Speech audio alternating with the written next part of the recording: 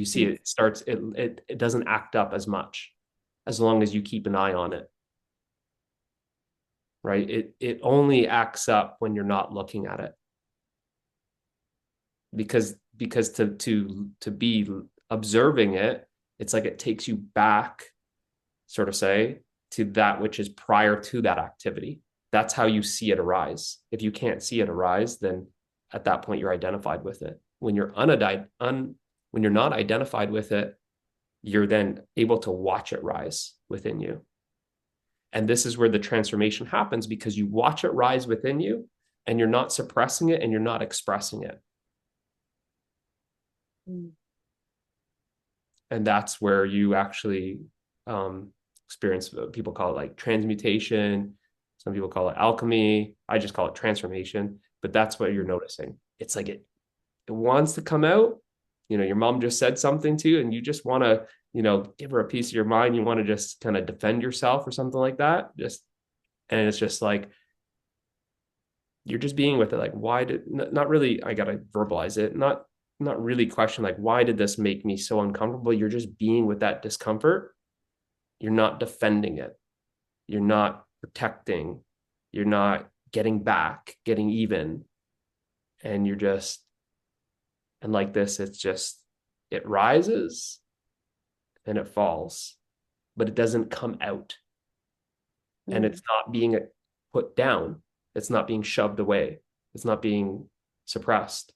And right there, that's what's happening is basically, that's where the transformation is happening. Yeah, it's and it's not easy, as much as I'm making it seem like it's not easy.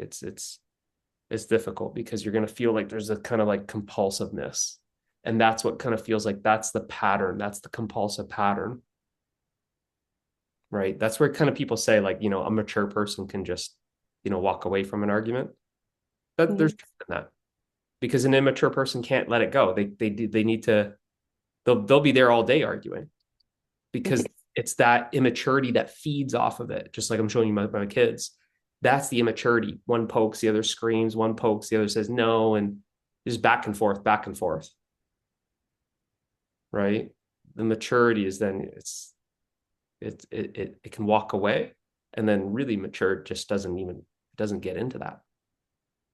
It doesn't begin the game, because you see from that standpoint that game that you're playing is suffering. So once you start seeing it clearly, it's just like, I'm not into suffering today. You want to play all you want and go for it, but I'm not into it. It's kind of like that. Because prior to that game of suffering arising is peace. And that's what I'm saying. Every time you're able to see that game, you are experiencing peace.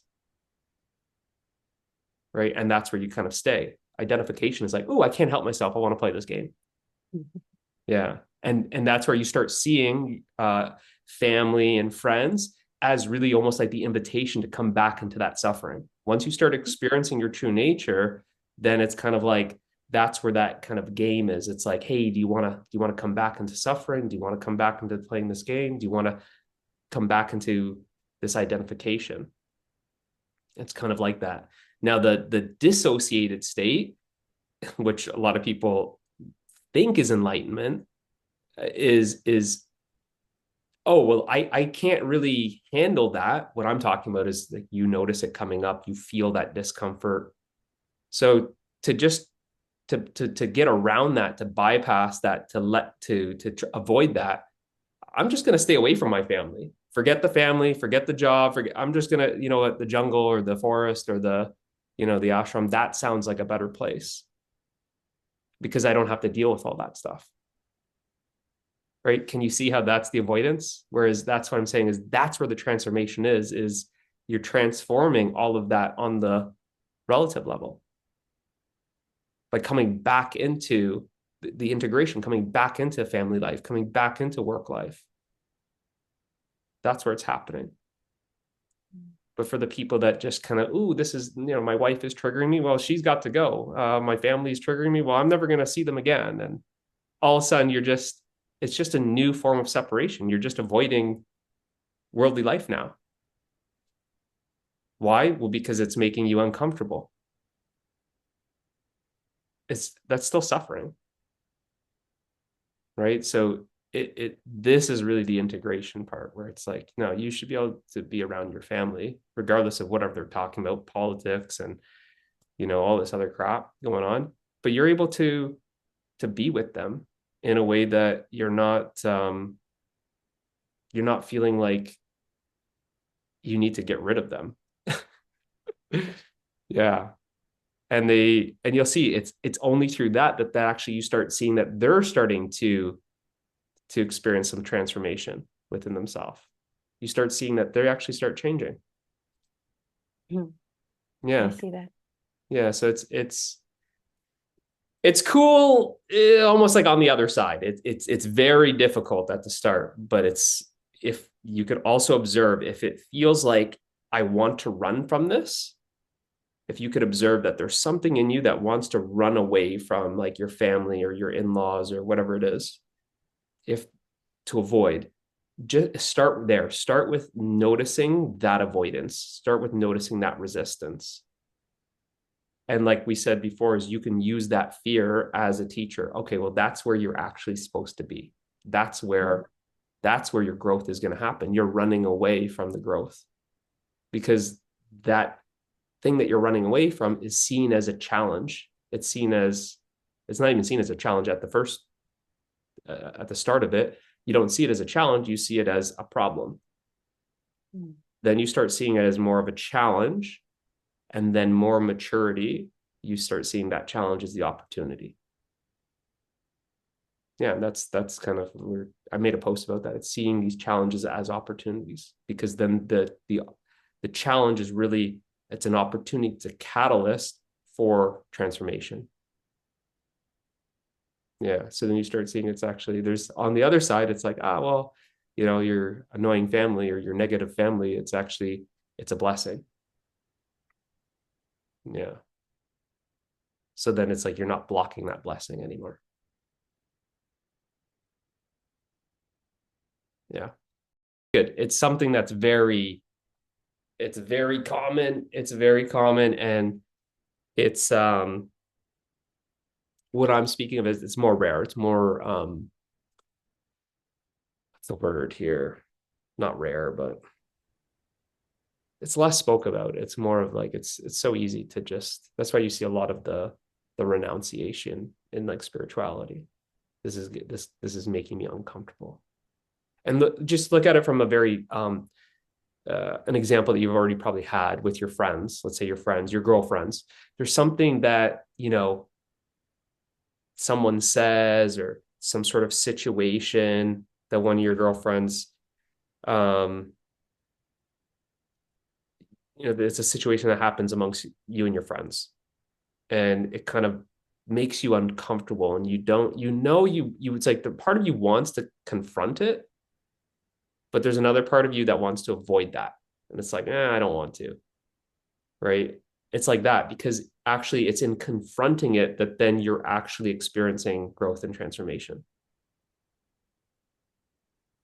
If you always are running and avoiding it, no, because you're prioritizing feeling comfortable over growing.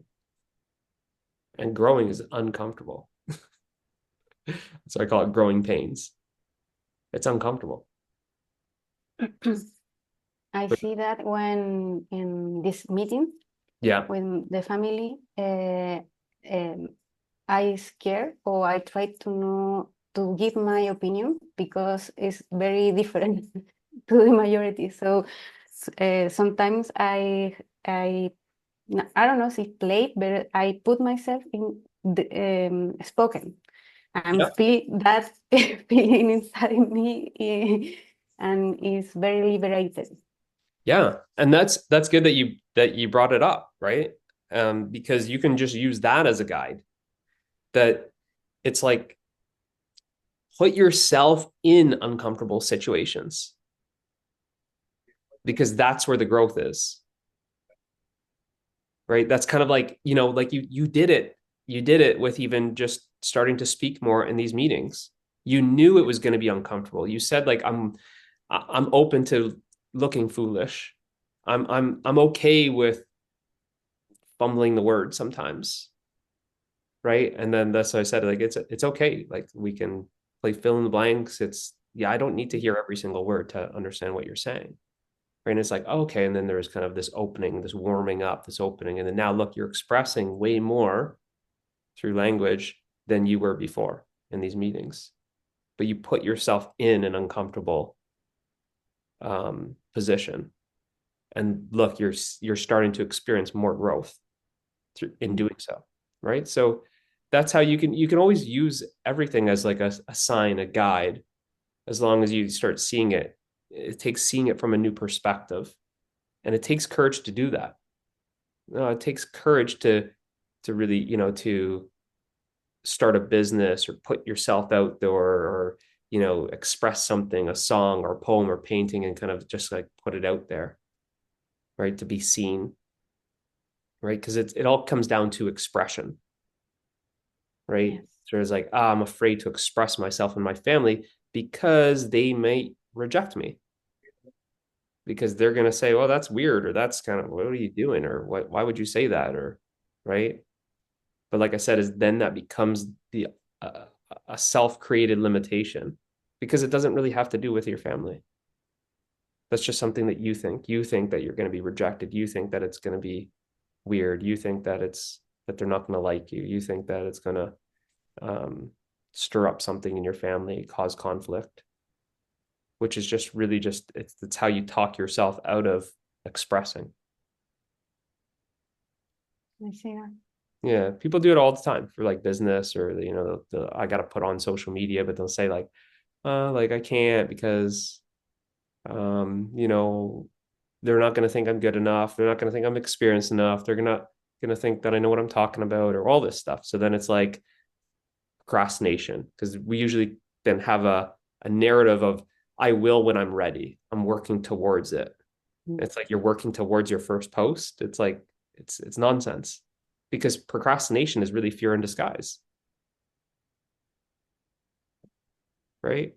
So it's kind of embracing what feels like this is going to be messy because the mind wants it like it wants it so just like cut clean. It's like let me put the polished product out there, let me show them perfection, and this is what I call like hiding behind the mask of perfection, right? Where really what I'm saying is like no, you don't like take some English course and practice your English for 5 years and then think you're going to join the call to then speak some English. No, like just it's like you wing it. It's like it just it's happening. You learn, and that's the adventure right there. It's the adventure of learning a new language or expressing through this language, a second language, right? That's the adventure that you were afraid of, but now you're starting to see that it's actually there's a lot of growth, there's a lot of transformation, and then you actually start falling in love with it. It's like anything. It's like you don't start cooking and then become a master chef the day after. Mhm. You don't start playing the piano and then all of a sudden you're an amazing musician, singing, guitar, gardening. Like you have to accept that it's just the acceptance of it right now as it is, and it's perfect right now as it is. It's not seeing, stumbling on words or not knowing the words as some sort of imperfection or flaw. It's perfect right now as it is. And that's how life happens. Life only happens from perfection. It unfolds perfection to perfection to perfection. It's like a rose that hasn't bloomed yet. You wouldn't say that's an imperfect rose. The mind might. Mhm. It's perfect as it is. It's perfect at that stage of development, right? But when you're always comparing to the final product, which that's what the mind does, it takes this and then it's comparing to the final product, it's always going to fall short, of course. But when you're not comparing, it's perfection. And like this, it's like anything, whether you're starting to paint or poems or make a business, start knitting, grow a garden. It's not like, oh, you just put the seed in the ground. You tilled the garden, the soil, you put the seed in the ground and go, oh, this garden's not perfect. And then you're suffering the fact that the garden is just not as developed. It hasn't been cultivated. It hasn't grown. There's not as much growth. It's no, it's perfect right there and then in this moment. Right. So it's, and that's where you start having the appreciation for the journey. You actually appreciate those steps instead of overlooking the steps and always wanting the destination. You actually come to appreciate each step. This is where I say, like, you're falling in love with the journey. You fall in love with the process. Where then actually in falling in love with the process, you're not worried about the final product. And falling in love with the journey, you're not concerned with any destination.